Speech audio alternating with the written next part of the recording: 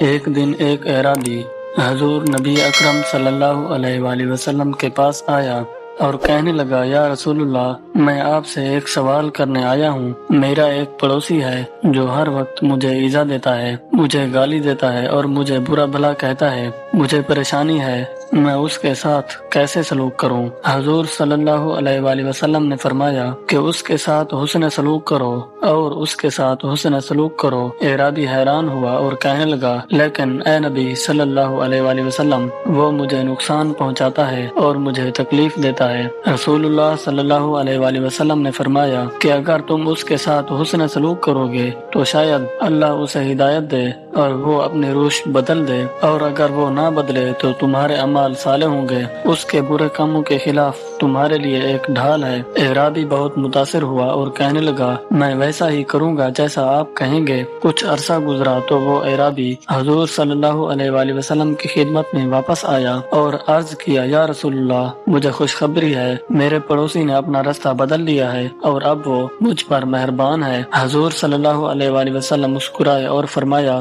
کہ میں نے تم سے کہا تھا کہ اگر تم اس کے ساتھ حسن سلوک کرو گے تو شاید اللہ اسے ہدایت دے اور وہ اپنا راستہ بدل لے۔ یہ کہانی حضور صلی اللہ علیہ وآلہ وسلم کے خوبصورت اخلاق کو ظاہر کرتی ہے، جنہوں نے اپنے پیروکاروں کو سکھایا کہ وہ ان لوگوں کے ساتھ بھی مہربانی اور ہمدردی کا مظاہرہ کریں جو انہیں نقصان پہنچاتے ہیں اور ہمیشہ لوگوں سے بہتر کی امید رکھتے ہیں۔